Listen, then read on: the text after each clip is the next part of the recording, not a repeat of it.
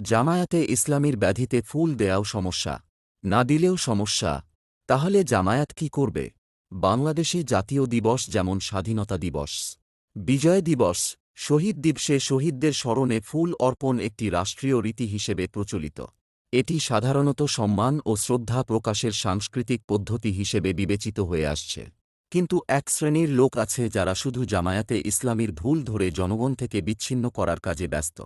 এ কাজে ইসলাম বিরোধী বামপন্থী সিকিউলাররা যেমন আছে, ঠিক একইভাবে আলেম সমাজের একটি গ্রুপ সে বিষয়ে তৎপর আছে। তাই এই প্রেক্ষাপটে জামায়াতে ইসলামীকে ইসলাম, দেশের সংবিধান, ঐতিহ্য এবং সাংস্কৃতিক দিক বিবেচনা করে করণীয় সম্পর্কে সিদ্ধান্ত নিতে হবে। মনে রাখতে হবে, এ দুটো গ্রুপকে খুশি করার চিন্তা করা মানে দেশের রাজনীতি থেকে নিজেকে গুটিয়ে নেয়ার শামিল।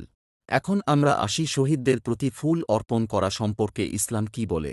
ইসলামের দৃষ্টিতে মূল বিষয় হল ফুল দেয়ার পিছনে নিয়ত কী ছিল। যদি শহীদদের ত্যাগের প্রতি সম্মান জানাতে এবং শহীদের জন্য দোয়া ও কৃতজ্ঞতার প্রকাশ করতে ফুল দিয়ে থাকে তাহলে সেটা সমস্যা নয়। আর যদি তারা শহীদদের নিকট ইবাদত করতে অথবা ফুল দেওয়া সওয়াবের কাজ মনে করে অথবা ফুল দিলে মৃত্যু ব্যক্তি সে ফুল গ্রহণ করছে এবং উপকার পাচ্ছে, তাহলে তা নিষিদ্ধ।